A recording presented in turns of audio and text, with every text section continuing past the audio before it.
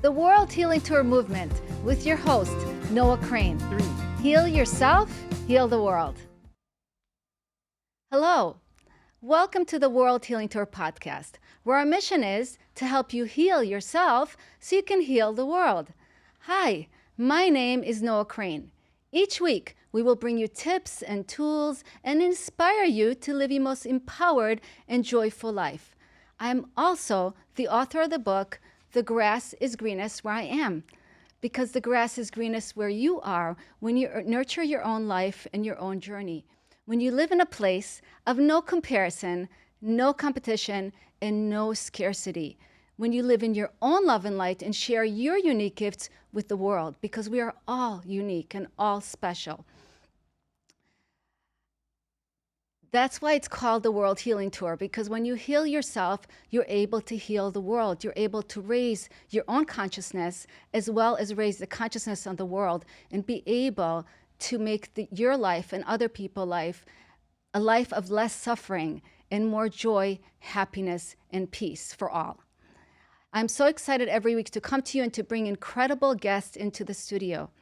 Today, I have here with me Lee and Andrea Vallely, who have for over 2 decades helped people experience mental health by helping them overcome addictions and life challenges. They coach a wide range of clients, including entrepreneurs and professional sports figures. They specialize in guiding individuals to overcome self-imposed obstacles and realize their true potential.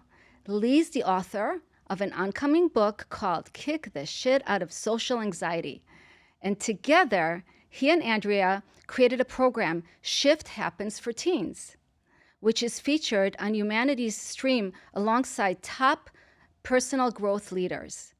Andrea is also a regular guest on CBS 12 and other media outlets, making her a well-known figure in transformation and empowerment.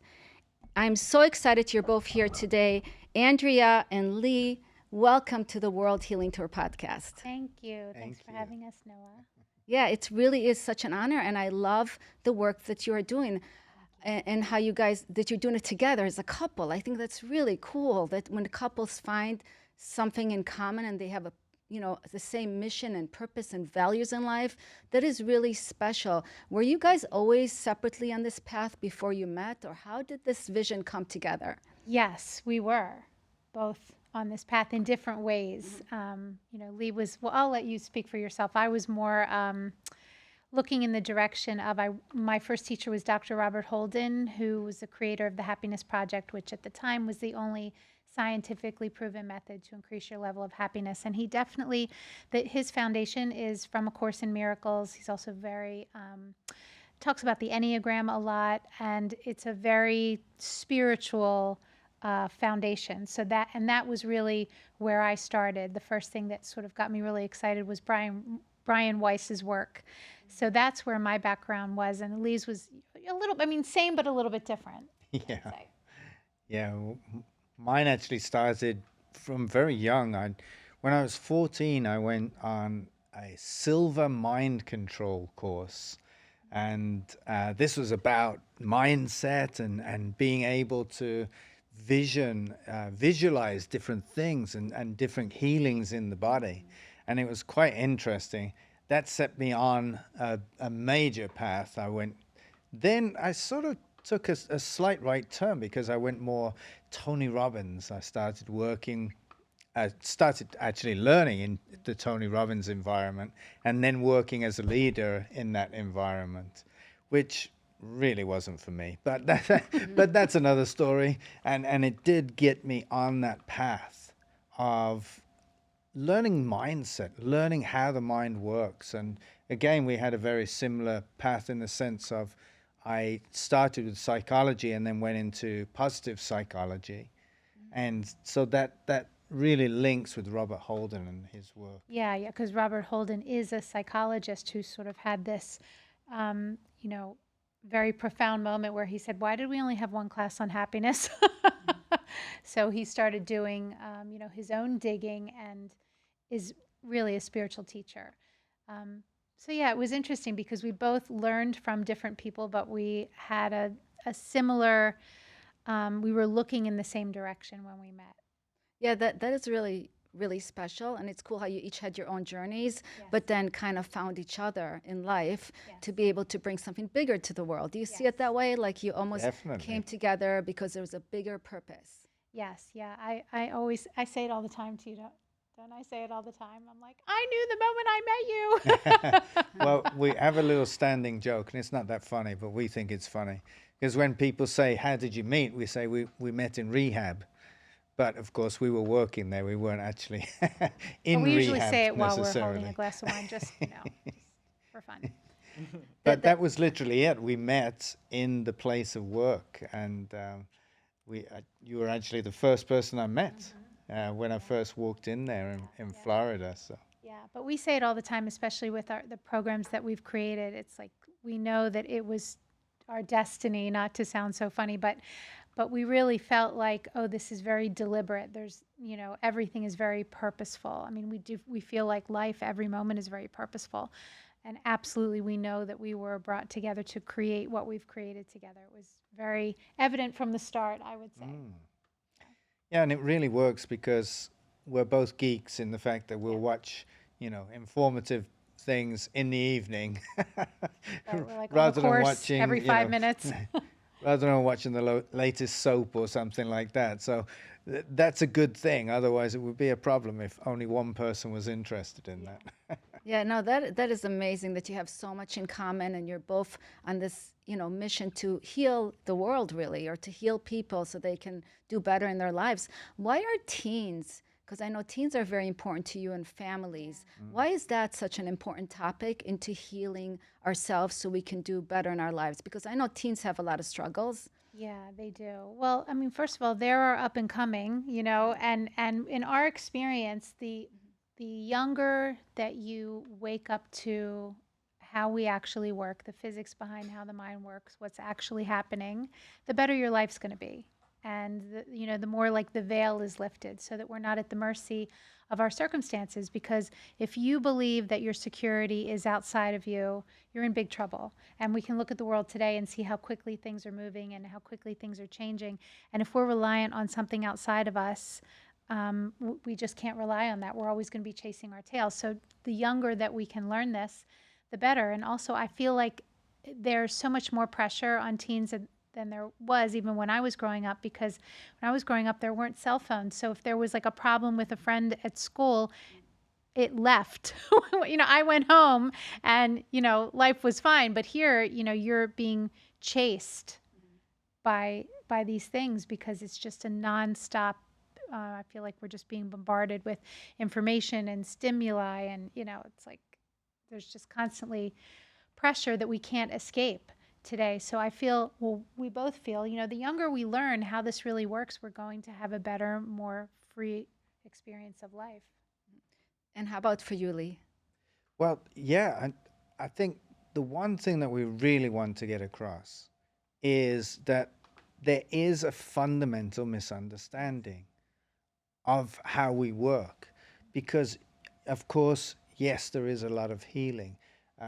We talk about, again, the social media. If you screw up now, you're international, rather than in the school.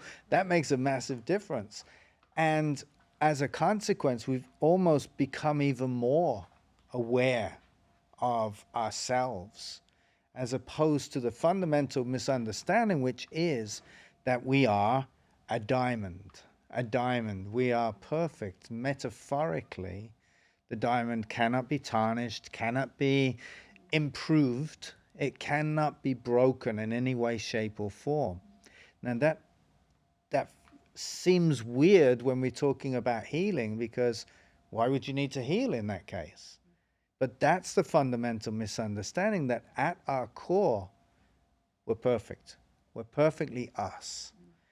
And what we work on is, as you mentioned, my book, the kick the stuff, right? The poop, the shit, right? It's all over us. It's all over us. What is it? Limiting beliefs, doubts, fears. But these things are learned behavior. The traumas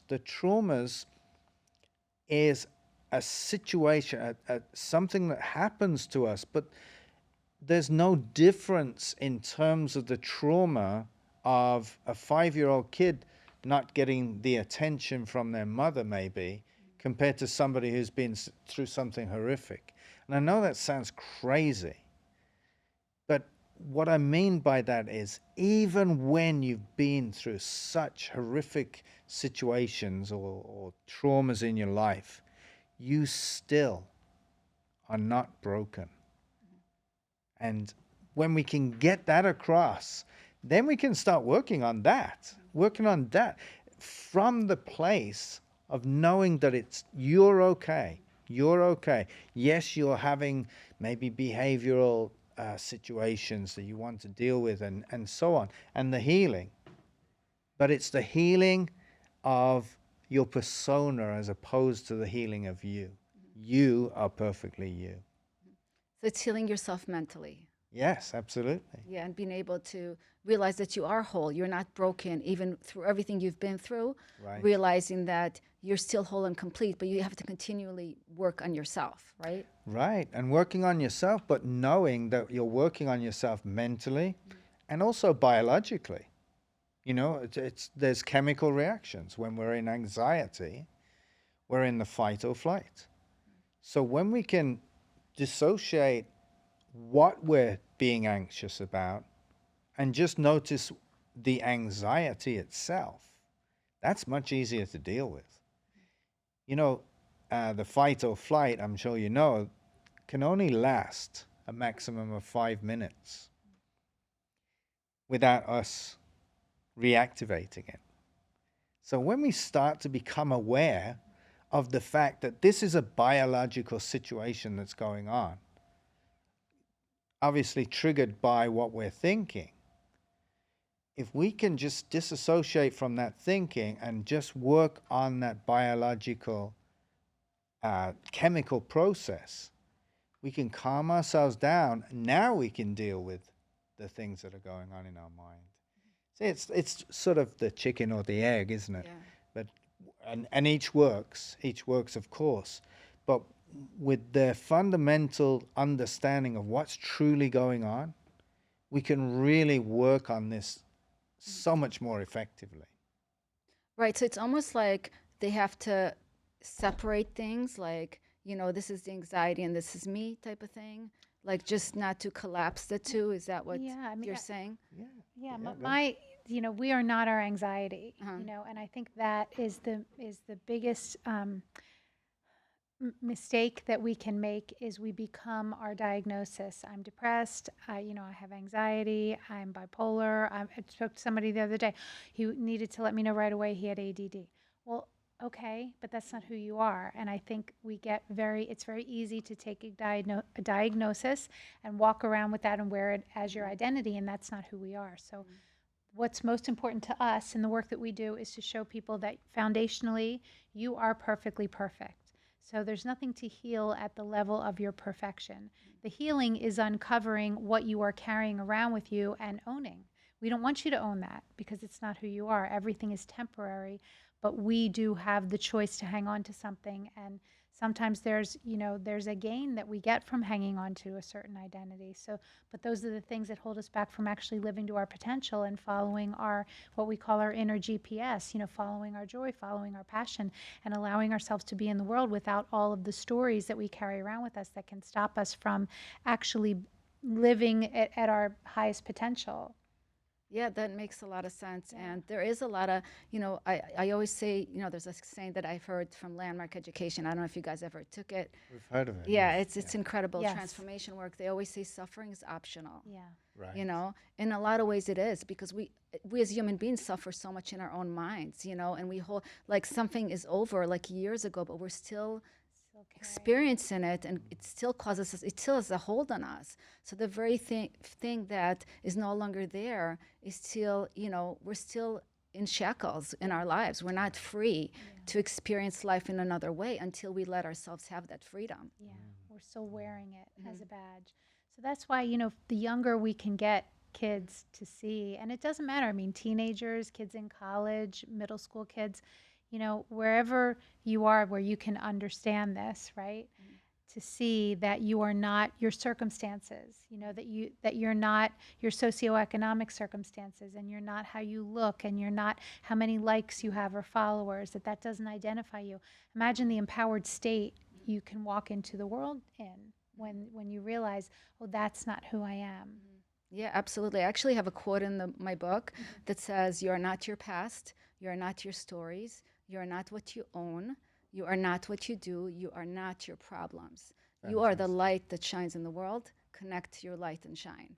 So that kind of Beautiful. reminded me Yeah. right away of that quote, because it's true, right? When we're not able to identify with those things anymore, when we realize it's not how much money, our value doesn't go by how much money we have in the bank, right? Our value, our worthiness is who we are, our being. It has nothing to do with your current circumstances. That Right. gives you a lot of freedom in your life, because we're really good at beating ourselves up, right? And that's the work, to stop beating ourselves up, to come to a place of acceptance and forgiveness and self-love. And I'm sure that's a lot of the things that you're teaching the teens as well, right? Yeah, absolutely. That's fantastic. Yeah. It's such a great quote. Yeah, How, it's how, beautiful. Thank you so much. yeah, and you're absolutely right. That sums up what we're talking about exactly. And identity. Identity. Because when we can separate identity and behavior, identity and worthiness, because we're all worthy, all of us. Yeah. There is not, and again, it's a difficult thing to say. People say, "Well, what about the persecutors?" That I know it's difficult, but even the persecutors are worthy at their core. It doesn't mean to say we just allow bad behavior or good behavior by ourselves and others, but it's not our identity. So I love that. That's such a beautiful quote. That's Well, we're speaking yeah, the same language. yeah, So absolutely, that's what I love so yeah, much about that. yeah. I think you told me about 3 things that all parents should be doing. What are those? Oh, yes. So, yeah. Well, there's three we found through the years working with kids and families, that there's three common, very innocent mistakes that parents make. And the first one is worrying, is seeing their child as broken. Now, this is a tough one, I know, because when your kid's acting out, or when there are problems, you're looking at them and saying, but this needs to be fixed, right? But they're not broken. They're having an experience and they're acting out. And the thing is that when we see them as broken, we're very innocently perpetuating the problem, because your child feels that from you. So it's our job as parents to see the health in them, even when they're acting out, even when there are problems and struggles. We must hold that vision for them. Imagine how empowering it is when somebody holds the vision of your health. It's very disempowering when somebody is looking at you and feeling sorry for you, or looking at you as broken. So that's the first biggest mistake that parents make. We always encourage them, no matter what your child is going through, we walk them back. Do you remember a time when they were healthy? Do you remember a time when they were thriving? Hold that vision of them for them. I love that. That's really important, because I think a lot of us see our kids as sometimes broken. Yes. Like there's something wrong with my child. All these kids are okay. This something's wrong with my kid. It's not even if they're healthy or not healthy, even if they're, doing something that they shouldn't be doing, or something that we think is self-sabotaging, because we know as human beings we all self-sabotage, and we all have in our past. But when we see our kids do it, it's a whole nother story, because we judge our kids, right? Yeah. Yeah, we judge our kids with our stories. Stop that. It's not easy, because we walk around with our stories. We walk around with our past. This is all data. We are constantly experiencing data that we've picked up along the way, and we've decided this is true and real. It's not, but we've decided it based on our conditioning. And then we decide, well, this is how they should be. And all that does, again, just like you said, it keeps us trapped. It puts us in a box, and we're not in a box. Right. So the number one thing is to hold your kids in high regard, no matter what. Would you say that would It's be just, like high yeah. regard, no matter what? Absolutely. Yeah. And again, touching on that idea, we don't want to have sympathy. We want to have compassion, absolutely, but not sympathy for our kids and for each other. Even we see a homeless person, if we have sympathy, we're saying, I'm sorry for you and I'm better than you are. I know that sounds really harsh, because you're thinking, no, I'm really caring for them, but you're caring for them from a hierarchy. When you have compassion for somebody, you're seeing them on an even level, knowing that they're okay at their core, and then maybe they need help in their surroundings or something like that. It's a completely different way of thinking. Oh, I love that distinction, sympathy and compassion, right? Right. That's amazing because most people, yeah, I love that. That's a very good distinction.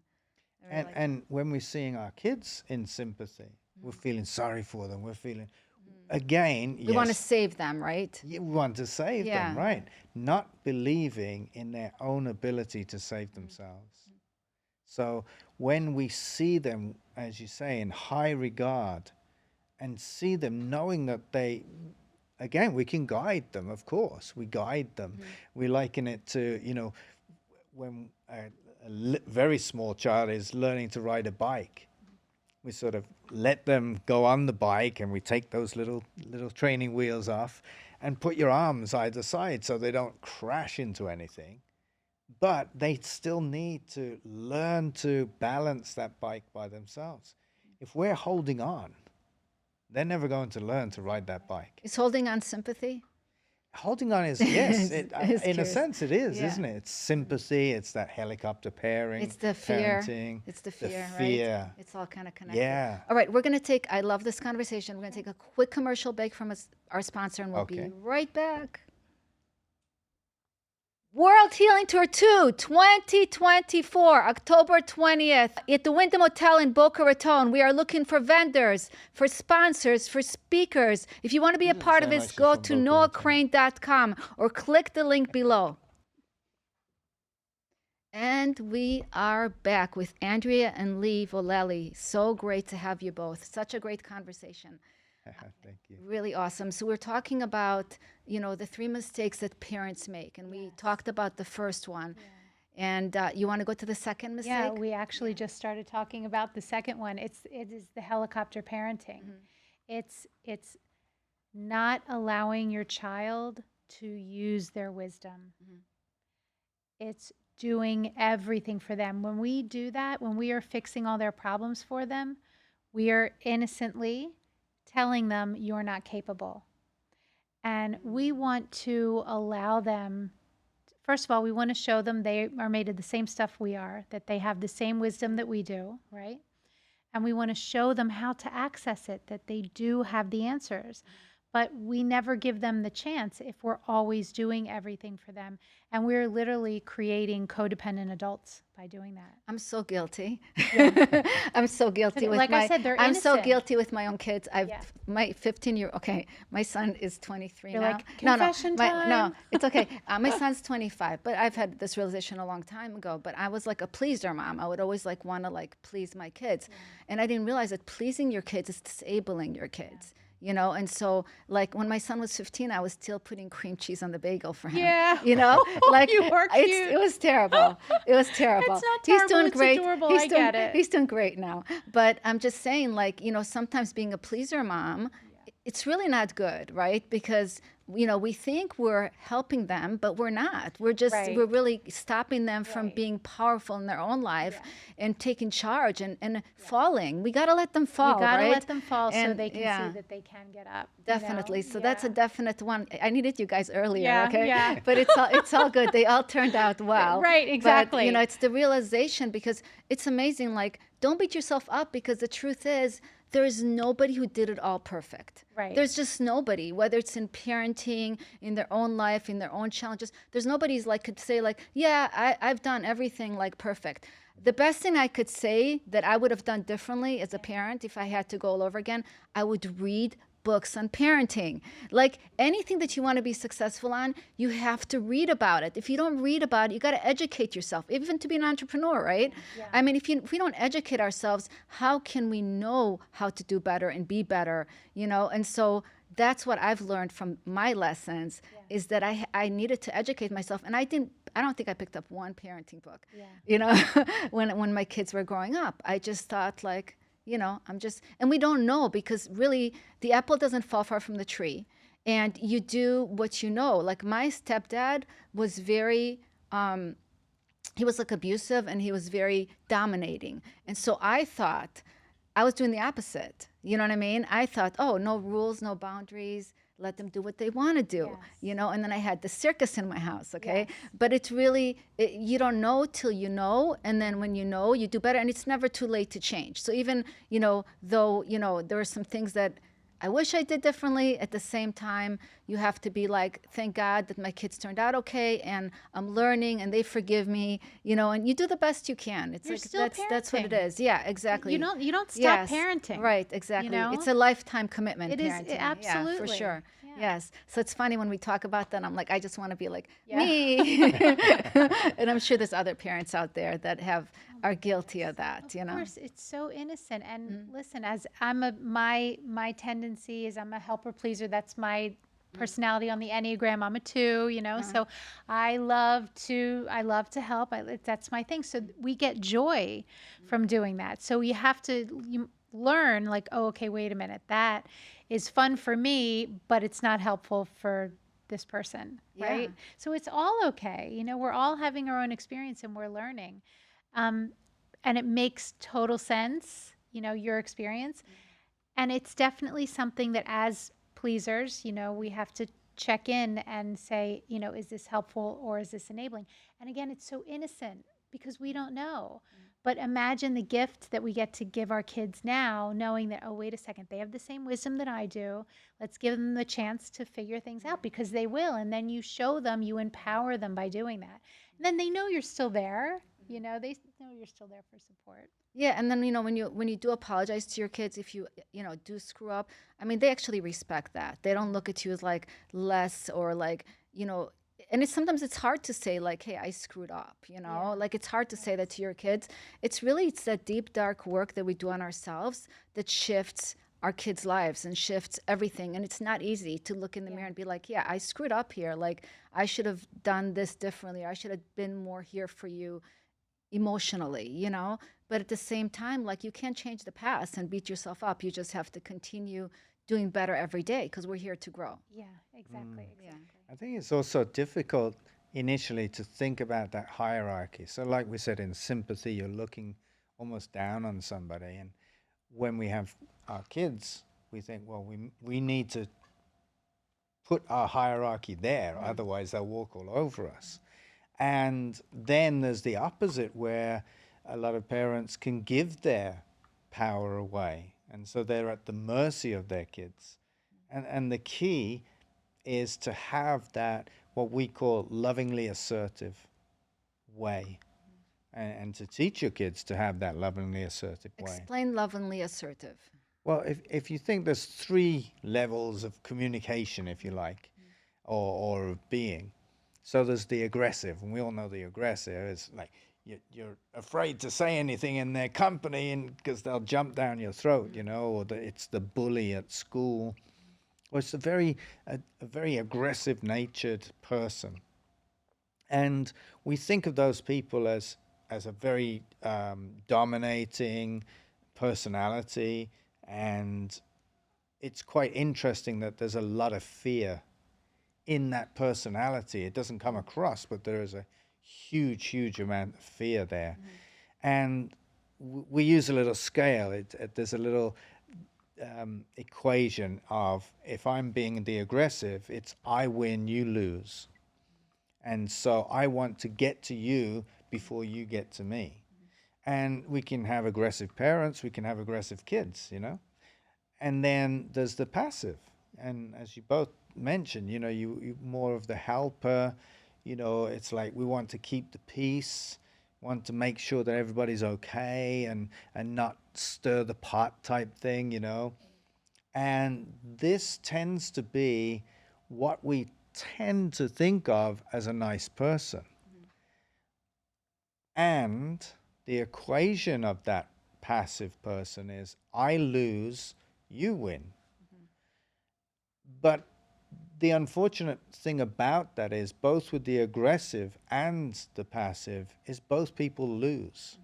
So if you're being passive with your child, not only are you losing in the equation, but you're not being a good parent in that sense. Now, again, we know that it all works out. So don't Yeah. No, start I thinking, agree. I agree totally. Like right, it's a lose lose. it's a It's lose a lose. lose lose. Both of So those is you're not doing actually a a favor lose either. So you lose. got to find the middle ground. Well, here's the middle ground, and this is why it's so much easier when you understand to come from an experiential knowing as opposed to an intellectual knowing. Because intellectually, we can have a whole list of things to do, right? But when you come from an experiential knowing, you just fall into that lovingly assertive mode. So you do say the right things, or as much as possible, and you do know what to do in that situation. So the lovingly assertive, well, I should have said in the start that the aggressive and the passive, as we well know, start to get to the passive aggressive, and maybe even the aggressive when the straw that breaks the camel's back Sure, type thing. 100%. And then they feel guilty, so they get even more passive because they feel like, oh no, I've messed up. It's that you're living in this place of guilt and shame all the time. Constant guilt Yeah. and shame. Yes. In both, the aggressive tends to be pointing fingers at other people, and the passive is tending to point them right back at yourself. Both ways is a lose-lose situation, but also both of those are outside in. And what I mean by that is you're looking outside to feel a certain way. But the lovingly assertive, if you think in terms of a perfect example is the red behind me, that's the aggressive, but that's also the passive. We're in that red state.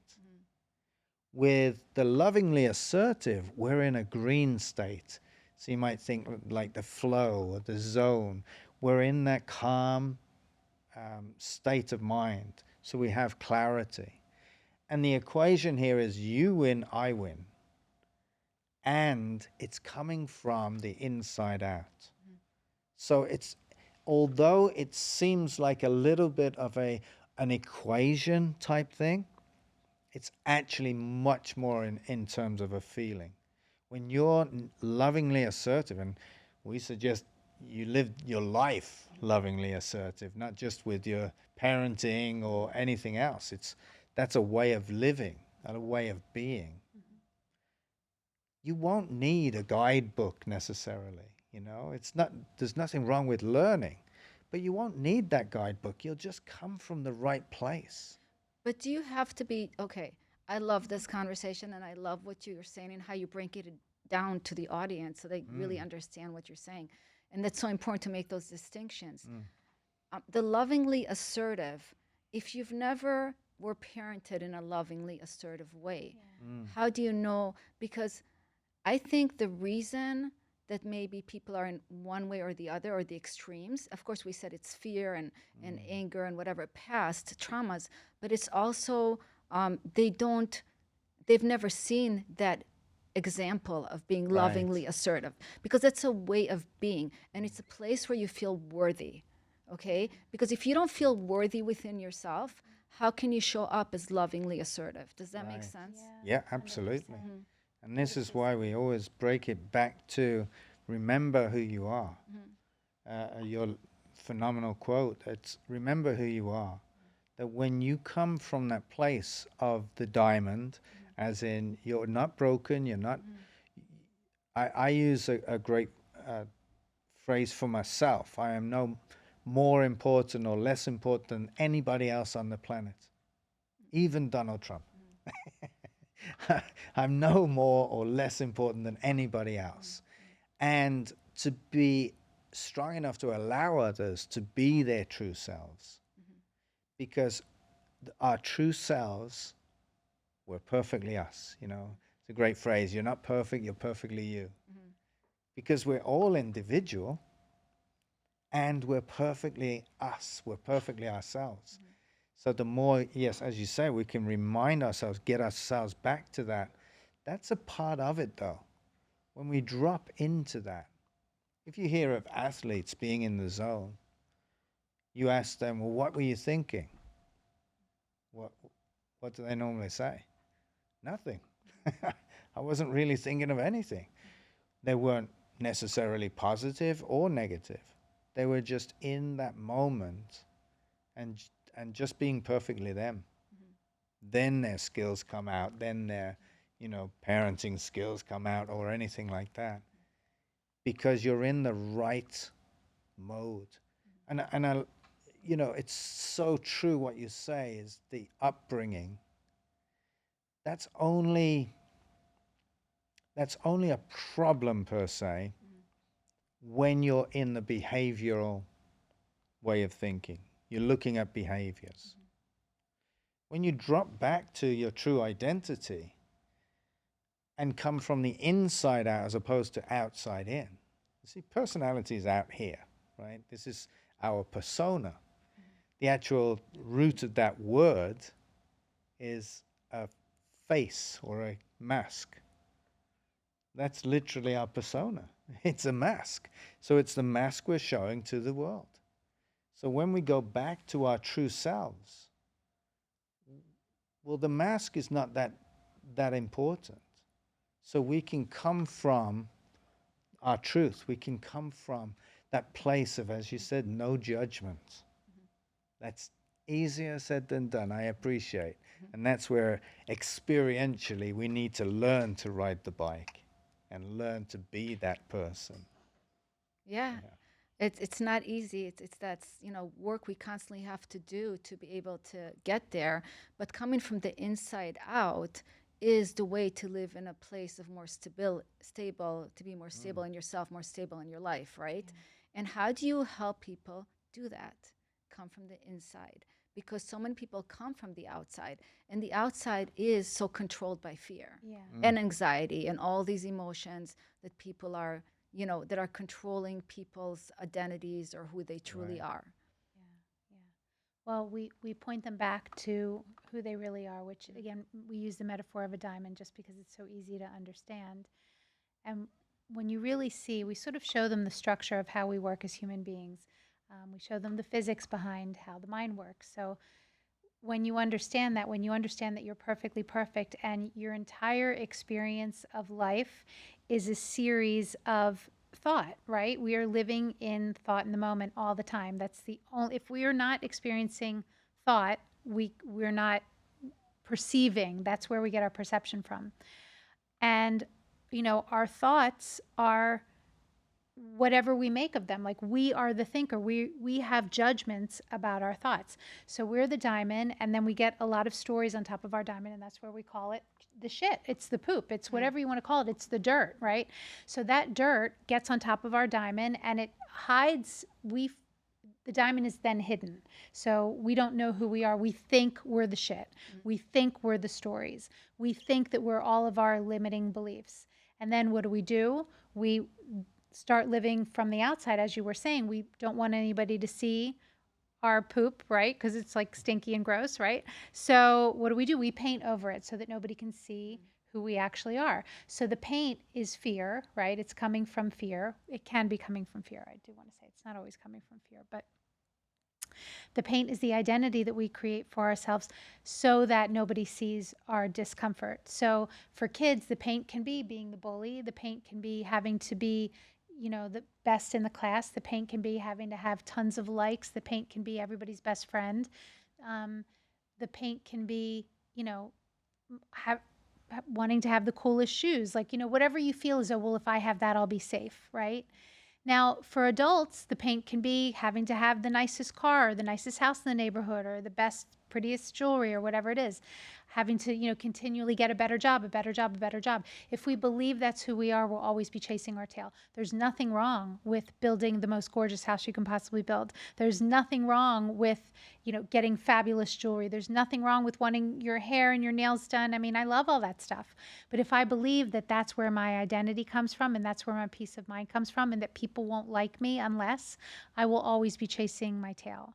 So when you understand who you are, you know that your natural essence is already worthy and you're so okay to be in the world, whether you're 5 or 10 pounds heavier or 5 or 10 pounds thinner, or, you're judging wherever you are in your age range and, however your kids are doing in school, like you're so okay with status quo because you're just comfortable in your own skin. So that's the theme. That's the foundation. It's understanding, oh, wait a second, I'm not even experiencing the world. I've got all these thoughts going on, and some of them are very limiting and they're not helpful. And if your thought's coming from fear, you're going to feel really crappy when you hang on to that thought. If your thought's coming from love, it's going to feel super comfortable. So those are the thoughts, that's the thinking that we want to pay more attention to. And we want to know the other stuff. It's like clouds in the sky. It's there, but it's temporary. We're never afraid that, oh my God, it's a cloudy day, the sun's not going to come out. Of course it is. We're the sun. We're always there. Our essence is always there. So we might be having a cloudy day. Don't go to town with it. Don't call all your friends and tell them. Like, you're going to innocently perpetuate exactly what you don't want. But when you have a better understanding of, oh, this is how my mind works, right? I can't rely on all of my thinking because so much of it is conditioning. And, when you really start to say, oh my goodness, it's all this magnificent experience. I'm the one who decides what I focus on. I don't decide what thoughts are coming and going. That has nothing to do with me. But, I get to choose, am I going to stay stuck in the story from 20 years ago or from 5 minutes ago? Or am I going to be present in the moment and enjoy the moment and look at the magnificence of the moment without trying to go somewhere else or be someone else? Yeah, and that's really important to bring people to the present moment, Yes. right? To be able Yeah. to. What do you think about feelings? I have a chapter in my book that's called Feelings Are Like the Wind, because I just believe that we can't listen to our feelings because, I mean, we have our feelings for a reason, but we can't Yes. live through our feelings. I Like, love you that know, you're saying this, Noah, yeah. because it's so interesting. I love that you're saying this. It's so beautiful. Um, because there was a time in my life before I had this understanding where I thought that my feelings were telling me about the world, right? I didn't know that my feelings were just telling me what thoughts were that I was hanging on to in the moment. I didn't know that my feelings are not telling me anything other than the energy that's moving through my body. So I love that you brought that up because before I knew these things, I was very, um, I felt like I was held captive by my feelings because I always thought, oh gosh, they're trying to tell me something. It's like, no, your feelings aren't telling you about the world. Your feelings are telling you where your focus is in the moment. I love that. So, Yeah, your feelings are telling you where your focus is in the moment. That's yeah. beautiful. We're going to be right back. Let's hold this thought. We'll be right back with a word from our sponsor. The Grass Grows Where I Am, an incredible anthology book that we are bringing collaborators together. This book is about wisdom, resilience, empowerment, and enlightenment. Do you want to co author with us? If you do, go to noahcrane.com or click the link below. Let's read your book. It sounds fantastic. And we are back with Andrea and Lee Vallely. We're having a great conversation here. I think this is, incredible, the work that you're doing. Do you work with teens one-on-one or do you Yes. in groups? So one-on-one. Both. Okay, Yes. you do both. And you coach them? Is that what you do? Yeah, so I do have a private coaching practice, and then we just recently launched our program where it's available in a way where anybody can actually enroll in the program, and they will get group coaching with us, and they can go through the program on their own time. But there's coaching for the parents and coaching for the kids because we've found that the parents, they need some guidance. A lot of times innocently they can be perpetuating the problem; they don't realize it. And we're in the Waldorf school this fall. We're super excited about that. And we've been in schools before, and we love when a school sees the importance of this foundation because the kids just do better in school when they're not in their own way. So it's a benefit for everybody. Yeah, that's wonderful. Is that an after-school program that you're doing at No, the it's school? actually, it's part of their curriculum. Wow, Yeah. that's amazing. So you're going to be Yeah. teaching a class in the school? Yeah, so we're not teaching it. We're training the teachers. Okay. And the way that our program is run. It's an 8 module program, and the modules are lessons that you can access online, and then there's a workbook with questions and things like that, just so that the kids can really embody it. Like, okay, where is the diamond showing up in my life? Like, where am I hanging on to poop? What's the poop? Oh my goodness, it's all that thinking I have about being afraid to get picked if I don't get picked on the team or whatever. And then, where's the paint? Oh, the paint is sometimes I feel like I have to be everybody's best friend or whatever. So the workbook just walks them through, like, okay, where do you see this, in your own life? And then we have exercises, things for them to do to start to put what we're sharing into practice. So that's something that the teachers can run on their own in the classroom, and then the kids do have access to us via group coaching. They can sign on, to our group coaching classes, even if they're taking it in the school. Yeah, that's So, really. Go ahead. yeah. Did you want to say No, something? we tend to also like really push on the fact of the parents learning as well, because So it's be important. the change that you wish to see. Right, and right. and this makes such a difference, and we do get a little pushback, Yes, a lot of that, it's not me, yes, my kid's having this problem, and we get that. And the more we can understand what's going on, we can get back to our fundamental misunderstanding that most of us have, that then we will really make a massive change for our children. The beauty of working with children of any age, really, but certainly in middle school, they tend to be so open and get this so quickly because, for one of a better way of putting it, they're not so tarnished by the world. They don't have a lot of shit yet on They them. don't yeah. have They're a lot not of so shit. contaminated. Yeah. That's what I wanted Yeah. to say, and you went ahead and said it. I love But that. it's fun. It's fun to high school kids love this. We've worked in high schools too, and that's really fun. The conversation that I always say the understanding is universal. It's for you. It's for me. It doesn't matter how old you are. It's a foundational understanding, and it's like super powerful to know, right? And to embody. I mean, we already embody it. It's like just to become awake to it, right? Um, and the only difference when we speak to parents is we would use stories that would relate more to parents. But the understanding itself is completely universal. We talk about relationships and, how to communicate and that there are no obstacles. We have a module on obstacles or illusions. And we also have these little podcast interviews with kids that have been through very difficult situations where there was an obstacle in their life, but they overcame it I love because that. we want these kids to see examples from other kids, That's awesome. Yeah.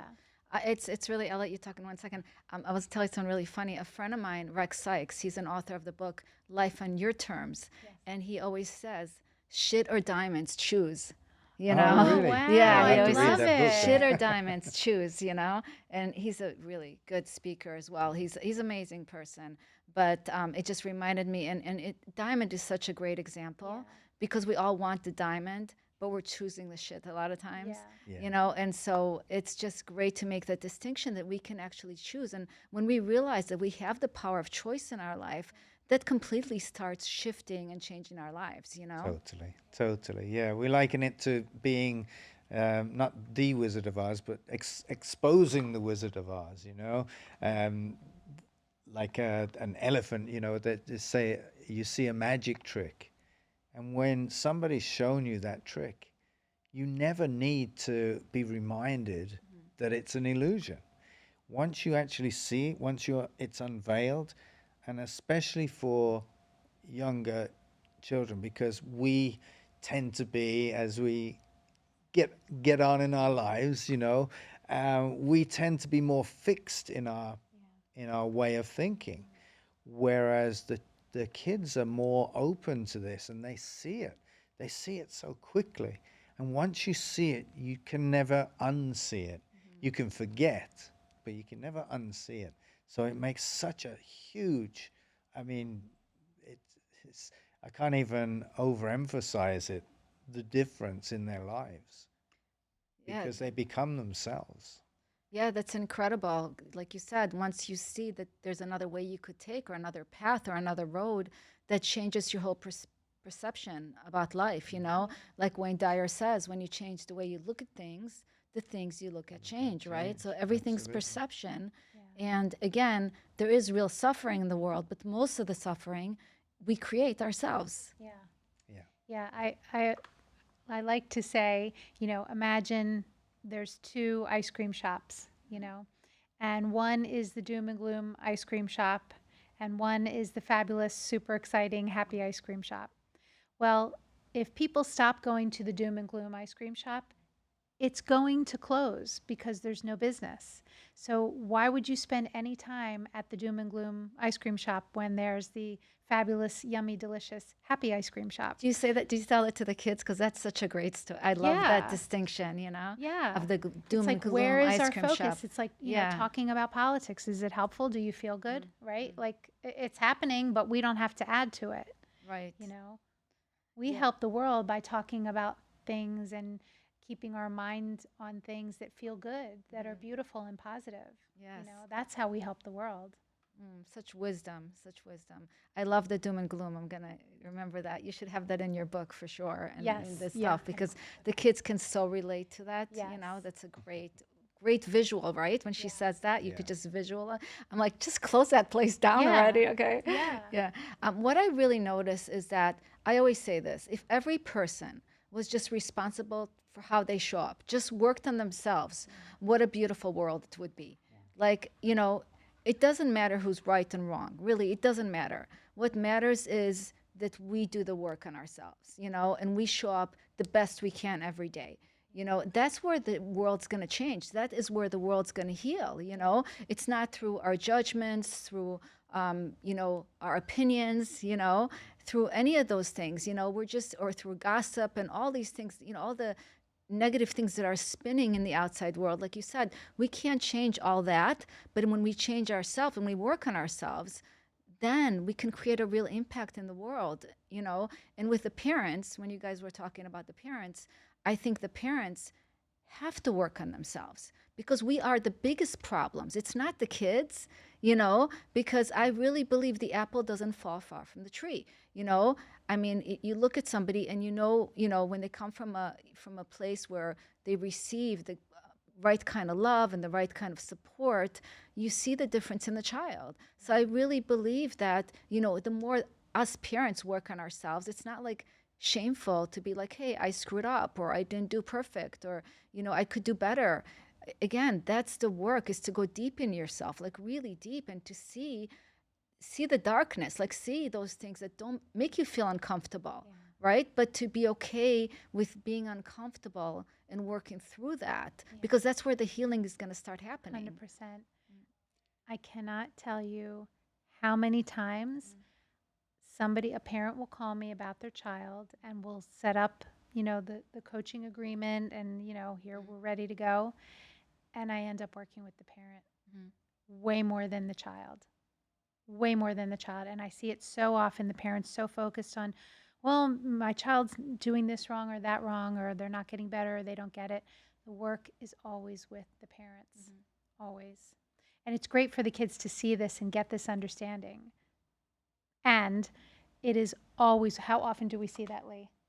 Yeah, I mean it is. It's always with both in that sense. Like I grew up like yourself. You mentioned your stepdad, and my stepdad. I grew up with him for most of my childhood, and I have I thought I was nothing like him whatsoever because he's my stepdad. There's nothing biological. I have the same mannerisms. I have same sort of biological little ticks and things that had had no idea that I was copying. Even the way I sit, sometimes I almost catch myself. Oh, you know. But the reason I say that is because again, we know children don't do as we say; they do as we do. Even with me studying this, I am amazed at how deep that actually goes. Down to self worth, down to almost every belief you could possibly imagine. I mean, I can't emphasize enough how much that your children watch their guardians, watch who they're around, that the peer pressure and so on. It is incredible how much of a difference that makes. So when we can feel more comfortable in our skin, there is absolutely no doubt that our children will feel more comfortable in their skin. So just by doing that makes a huge difference. Just by doing that, you know. Yeah, absolutely. So this has been like an amazing conversation. We could like talk all day. I love talking to you both. You guys are just doing such amazing work that is so needed in the schools and so needed for teens and kids. And really, thank you for what you do. How do people connect with you, find you, work with you? Because I'm sure there's going to be a lot of people interested in that. Yeah, so well, our website is shifthappens.global. And on Instagram, we're Shift Happens Global. And on Facebook, we're Shift Happens Global. Global. Mhm. I think on Facebook, we're just Shift Happens, but it's a picture of us, so you can't miss us. And, you can always reach out and email me. It's Andy, ANDI, at Andrea, my full name, Vallely.com. But the best way I would say is probably just, social media, send us a DM. And we've got lots of different ways to work with us privately. We have group coaching, we have our program. And, just reach out if you have any questions at all. You don't have to work with us. If we can help you with a conversation and be in service in that way in the world, that is such a joy for us. So please don't feel as though if you're reaching out that you have to reach out with the intention of making a purchase. We want you to reach out because you have a question and you could use our guidance. And if we can help you, we are so, so very, very happy to do that. And that Yeah, is from our heart. Yeah. we love talking shit, don't we? Yeah. We love talking about We that. do. We really do. Yeah. Yeah. And tell us about your book coming out. Oh yes, my book is coming out in 2 weeks. Kick the shit out of social anxiety, and it's literally all about that, getting rid of all of that stuff so your diamond can shine. So that will be out in 2 weeks in all the usual places, coming out on Amazon. So very excited about that. Yeah, that's a huge accomplishment. You should be so proud of Oh, yourself. absolutely. That's Yeah, amazing. it's so much harder than you think, isn't it? Yeah, it's good though. It's really good. It's a Yeah. great it's Yeah, one of those. congratulations. It's almost like everybody ought to do it. Create that. And he's Yeah. very funny. So even though he's like, telling the truth, you tell it. I mean, we should Yeah. tell about your editor. I mean, that was hilarious. Well, it's a light-hearted Yes. approach to a very serious situation, and it was my life is a part of it, because I grew up with anxiety, social anxiety, my entire life, and yet here I am doing this. I mean, I would never have been able to do something like this, and I've got, I'm relaxed doing things like this now. It's just incredible. Yeah. Even when I first met Lee, when he would, we did groups and we gave talks and things like that. And he would, Sunday, forget it. I just didn't even see you on a Sunday because there was so much preparation for the week because you were teaching a lot of classes. But what happened over time was you just became like you just saw that that wasn't necessary, that you could show up. And I mean, I watched it even from all the years of knowing you. Yeah. It was Yeah. really amazing to see the Yeah, transformation. once you get out of your own way. So Yeah. that's very exciting, and I'm going to most definitely read your book. Oh, thank you so much. So, any final words you want to say? Any final advice that you want to say? Anything to the listeners? Well, obviously, kick the shit out of your life and just really, really experientially understand that you are not broken. From there, life just gets so much better in every way, shape, or form. Love that, Andrea. It's beautiful. I kind Yeah. of think you really summed it up. We're putting you on the Yeah, spot. I know. I feel like, Maybe you said it all, right? yeah, well, I mean, if we can just release the idea that we are our thoughts, that we are our repetitive thoughts, we can have a life of freedom. I think it's just noticing that all of that noise in our head does not define us. And it's from this data that we've collected. So the less and less we pay attention to it and we pay attention to the the feeling, and when I say feeling, I mean that loving on purpose feeling that we all have when we're not stuck in our story. That's our guiding light. We do have this beautiful inner GPS that will always guide us to really be to all of our talents, to be on purpose in life. And when we pay attention to that and pay less attention to the noise, that's where our joy is. We're here to live in joy. We're here to experience life and experience life without conditions, without judgments, just to know that we're okay in every moment.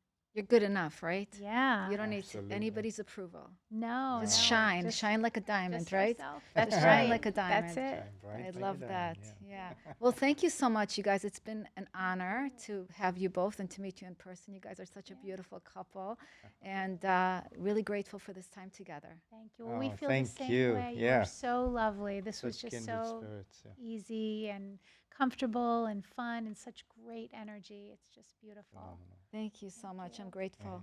Thanks. I want to thank you all today for joining us on the World Healing Tour podcast. Until next time, remember to practice these 3 elements daily. Have a grateful heart, ground in love and compassion, and know every day that you're not alone on the journey. You are rather being guided by God. Have a beautiful day, everyone. Namaste.